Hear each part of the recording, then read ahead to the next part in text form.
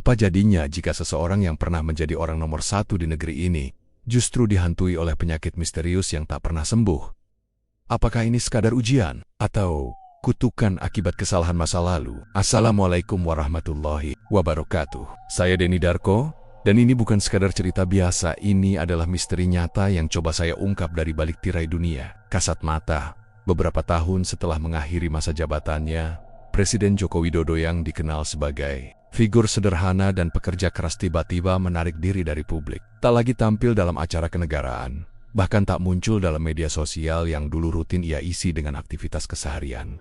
Desas-desus pun merebak. Ada yang mengatakan beliau sakit, ada yang menyebut sedang menjalani tapa berata di hutan Jawa. Tapi dari sumber dalam yang saya temui secara pribadi, seorang ajudan tua yang pernah mendampinginya sejak periode pertama mengungkapkan satu hal. Pak Jokowi sedang melawan penyakit kulit yang aneh. Tubuh beliau dipenuhi ruam, sisik, kering, dan bercak hitam. Obat medis tak mempan. Bahkan air zam-zam pun tak bisa menenangkannya. Saya pun melakukan investigasi lebih lanjut. Rumah keluarga besar Jokowi di Solo tampak sepi, namun aura di sekelilingnya terasa berbeda. Seorang penjaga rumah berkata dengan suara lirih, beliau tak mau ditemui. Ada bau aneh dari dalam kamarnya, seperti daun kering terbakar, dan suara rintihan setiap malam. Dalam dunia metafisika, tanda-tanda seperti ini bukanlah hal biasa. Saya pun mencoba membaca energi dari kejauhan, menggunakan media tarot dan pendulum spiritual milik saya. Dan yang saya temukan sungguh mengerikan.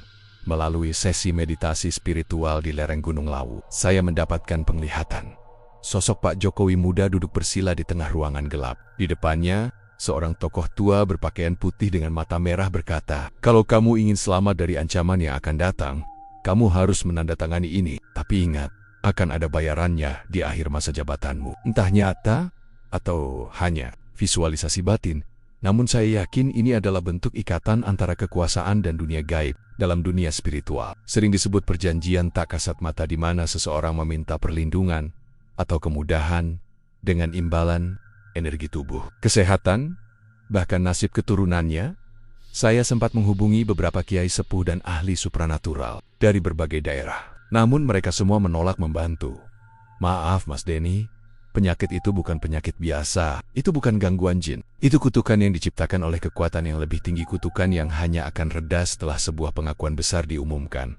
Apa yang harus diakui? Apakah ini terkait proyek-proyek besar yang dulu memindahkan jutaan manusia, atau keputusan-keputusan berat yang mengorbankan banyak pihak? Sumber saya di lingkaran istana menyebutkan bahwa semasa menjabat, ada ritual rutin yang dilakukan pada malam Jumat Kliwon di sebuah paviliun belakang Istana Negara. Tempat itu dijaga ketat, tidak sembarang orang bisa masuk. Di sanalah konon sebuah sesajen disiapkan untuk penjaga negara. Bukan untuk menyembah, tapi untuk menjaga stabilitas kekuasaan. Bukan hanya Pak Jokowi, semua pemimpin besar negara ini melakukan itu dalam bentuk yang berbeda. Tapi beliau terlalu dalam masuk ke dunia itu, kata seorang mantan menteri yang mewanti-wanti agar namanya tak disebut. Dalam mimpi saya malam itu yang terasa begitu nyata, saya melihat sosok Presiden Jokowi berjalan dalam lorong gelap. Kulitnya melepuh dan mengelupas. Ia memanggil, "Denny, tolong sampaikan pada rakyat, aku tak bermaksud menyakiti. Aku hanya ingin negeri ini aman." Dan kemudian, dari belakangnya muncul bayangan tinggi besar bersisik emas mata merah, dan lidah bercabang menarik tubuhnya ke dalam kabut hitam. Saya terbangun dengan keringat dingin. Jam menunjukkan jam 3:33 dini hari. Sahabat-sahabatku, cerita ini bukan untuk menakut-nakuti, tapi sebagai pengingat bahwa jabatan, kekuasaan, dan kehormatan selalu punya harga. Kadang harganya adalah tubuh, kadang jiwa, dan dalam kasus ini mungkin keduanya. Jika kalian percaya bahwa penyakit beliau adalah kutukan, maka doakanlah agar beliau menemukan jalan terang. Tapi jika kalian percaya ini hanya kebetulan medis, tetaplah berdoa untuk kesembuhan. Karena setiap pemimpin menyisakan jejak yang tak terlihat, dan tak semua jejak bisa dihapus dengan waktu. Tuduhan azab dari langit. Seiring kondisi kesehatan Presiden Jokowi yang semakin menurun, masyarakat mulai berspekulasi liar. Dari media sosial hingga pesan berantai di grup WhatsApp keluarga, mulai bermunculan narasi mengejutkan. Itu azab karena dulu terlalu menindas rakyat kecil. Azab karena merelakan toni tanah rakyat demi proyek ibu kota baru. Azab karena memihak konglomerat dan membiarkan harga kebutuhan pokok naik. Saya Denny Darko tidak ingin gegabah menuduh, tapi rasa penasaran saya membuncah. Saya pun bertanya pada diri sendiri, apakah benar penyakit kulit itu adalah bentuk azab? Jika iya, azab dari siapa? Dan kenapa sekarang, dalam dunia metafisika Jawa, ada tempat-tempat tertentu yang dipercaya bisa memperlihatkan asal-usul penyakit melalui tirakat? Salah satu tempat itu adalah Gunung Kemukus. Di sana, saya bertemu seorang sesepuh yang dikenal dengan sebutan Mbah Jumoyo. Saat saya menyebut nama Presiden Jokowi, Mbah Jumoyo langsung diam. Ia menatap langit selama 2 menit, lalu berkata, sakit kulit itu bukan sekadar sakit, itu sabda bumi, tanda bahwa tubuhnya menolak karma lama yang pernah ditanam. Saya bertanya lebih lanjut, apa maksud karma lama? Ketika seorang pemimpin memutuskan ribuan nasib rakyat tanpa batin yang ikhlas, bumi akan mencatat, dan bila tidak ditebus, bumi akan menagih lewat tubuhnya sendiri. Saya terdiam. Apakah ini yang disebut sebagai azab dunia? Minggu berikutnya, saya dihubungi oleh seorang ibu dari Banyuwangi bernama Bu Karsi. Ia mengaku bermimpi aneh selama 3 malam berturut-turut. Dalam mimpinya, ia melihat sosok Pak Jokowi duduk di bawah pohon beringin besar dengan tubuh bersisik seperti ular, menangis, dan berkata, maafkan aku hanya menjalankan mandat. Anehnya, Bu Karsi mengaku tak pernah bertemu langsung dengan presiden. Ia hanya seorang penjual jamu keliling. Tapi mimpi itu membuatnya ingin menyampaikan doa. Mas Denny, tolong sampaikan, saya sudah memaafkan. Saya tahu beliau tidak sendiri dalam membuat keputusan. Saya kemudian melakukan pembacaan tarot secara terbuka dengan niat khusus mengungkap apakah penyakit kulit Pak Jokowi adalah bentuk azab dari dimensi spiritual. Kartu pertama yang muncul, The Tower, simbol kehancuran besar akibat kesalahan masa lalu. Kartu kedua, The Hanged Man, simbol pengorbanan dan penebusan. Kartu ketiga, Judgment, panggilan untuk mengakui kesalahan dan menerima konsekuensi. Dan anehnya, kartu terakhir adalah Death, bukan tentang kematian fisik, melainkan perubahan, drastis, transformasi spiritual yang menyakitkan. Saya gemetar. Beberapa orang bijak yang saya hubungi mengatakan satu hal yang sama. Jalan kesembuhan penyakit ini bukan medis, bukan juga gaib biasa, tapi spiritual. Seseorang menyarankan agar beliau melakukan ritual nyadran nasional meminta maaf secara terbuka kepada rakyat yang mungkin pernah terlukai. Namun, hingga cerita ini dituturkan, Pak Jokowi belum tampil ke publik. Bahkan kabarnya, beliau semakin melemah dalam penutupan pembacaan spiritual saya malam itu. Saya mereneng, apa benar penyakit itu adalah azab? Atau mungkinkah itu adalah karma kolektif bangsa yang dibebankan pada satu orang? Sebagai rakyat, kita memang mudah menuduh. Tapi siapa yang benar-benar tahu beban seorang pemimpin? Satu hal yang pasti, jika benar itu azab, maka ia datang bukan untuk menghukum, tetapi untuk menyadarkan bahwa kekuasaan selalu punya bayaran. Saya bukan sedang menjelekkan siapapun. Saya hanya menyampaikan yang terlihat dari sisi spiritual, agar kita semua bisa belajar. Karena bisa jadi kita pun tengah menanam karma yang suatu hari akan tumbuh menjadi penyakit yang tak bisa disembuhkan oleh dokter sekalipun. Kartu sudah dibuka, rahasia sudah terlihat. Sekarang, pilihan ada di tangan kita.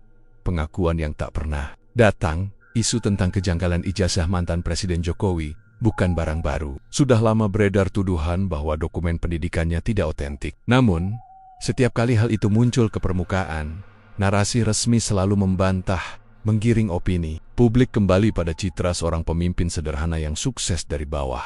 Tapi kali ini, dengan penyakit kulit yang aneh, tak kunjung sembuh, dan terus menyebar dari wajah hingga ke dada dan punggung. Masyarakat mulai menghubungkannya dengan dosa-dosa yang lebih dalam. Dosa kebohongan.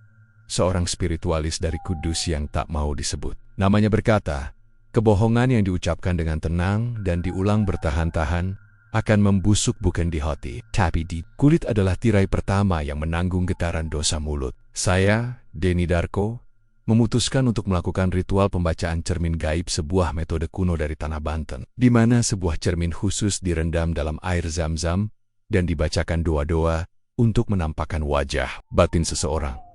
Saat saya menyebutkan nama lengkap Presiden Jokowi dan meletakkan selembar salinan ijazahnya di bawah cermin, sesuatu muncul, bukan bayangan wajah, tapi lidah panjang berwarna hitam, terjulur keluar dari kabut, bergetar seperti ular. Dan di belakangnya, segumpal kulit manusia terkelupas, meleleh seperti lilin terbakar.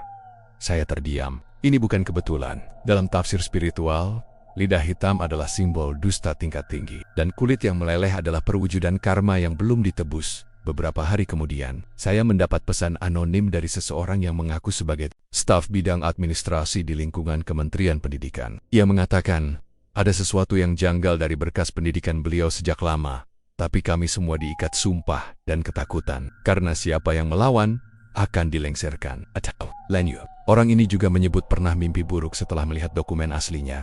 Ia melihat sosok presiden berdiri di ruang gelap, mengenakan toga kelulusan, tapi darah menetes dari ijazahnya. Dalam sesi meditasi malam Jumat Kliwon saya mendengar suara lirih bukan dari telinga, tapi dari batin. Suara itu milik seorang guru tua. Kami kecewa, bukan karena dia sukses, tapi karena dia membawa nama kami dalam kebohongan. Arwah-arwah guru yang namanya dipakai tanpa izin tak bisa tenang. Konon, dalam dunia spiritual Jawa, memalsukan jejak pendidikan bukan sekadar melanggar hukum dunia, tapi juga melukai roh para pendidik yang sudah tiada. Jika itu benar, maka bukan hanya rakyat yang tersakiti. Alam pun ikut menyimpan dendam. Saya mendapat informasi bahwa salah satu orang kepercayaan Pak Jokowi pernah membawa beliau untuk menjalani ritual tolak bala di Alas Purwo. Namun, selama proses ritual berlangsung, angin bertiup sangat kencang. Suara lolongan serigala terdengar dari segala arah, dan bahkan pendeta ritual tiba-tiba muntah darah. Tidak bisa, ujar sang pendeta. Yang dia bawa bukan hanya dosa dunia, tapi kesombongan batin keyakinan bahwa dirinya tak perlu minta maaf kepada siapapun. Ritual pun dihentikan. Siak itu, penyakitnya justru semakin memburuk. Orang-orang terdekatnya kini menyebut mantan presiden tak lagi bisa tidur nyenyak. Di malam-malam tertentu, tubuhnya terasa terbakar meski suhu ruangan dingin. Kulitnya menebal seperti sisik. Namun, setiap kali digaruk, berdarah dan meninggalkan bau seperti daging busuk.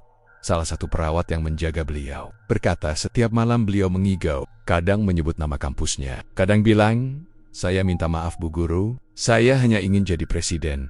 Apakah ini bentuk pengakuan batin terakhir, atau sekadar igauan karena derita tubuh yang tak tertahankan? Sebagai seorang spiritualis, saya tak pernah ingin menjatuhkan siapapun. Tapi cerita ini harus diceritakan, agar jadi cermin bagi kita semua. Kekuasaan yang dibangun dari kebohongan hanya menunda murka. Tapi, pada akhirnya, tubuh sendiri yang akan mengungkap kebenaran.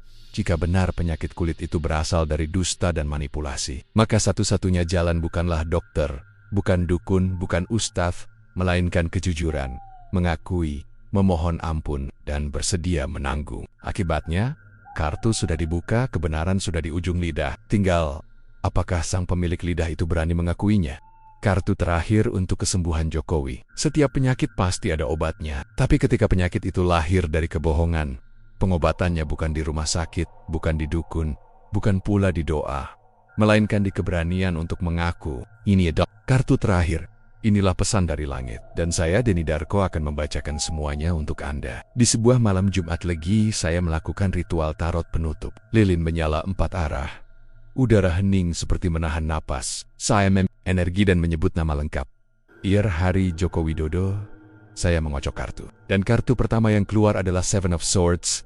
Gambaran seorang lelaki membawa pedang dengan mencuri-curi langkah. Ini simbol klasik dari kebohongan, manipulasi, dan kecurangan. Kartu ini muncul sebagai peringatan bahwa energi kebohongan yang disimpan terlalu lama akan mulai memakan si pelakunya dari dalam. Kartu kedua, Justice, keadilan, timbangan, dan pedang. Inilah kartu yang menuntut kebenaran harus ditegakkan, meski menyakitkan. Keadilan bukan hanya untuk rakyat, tapi juga untuk jiwa sang pemimpin. Kartu terakhir yang muncul, The Sun.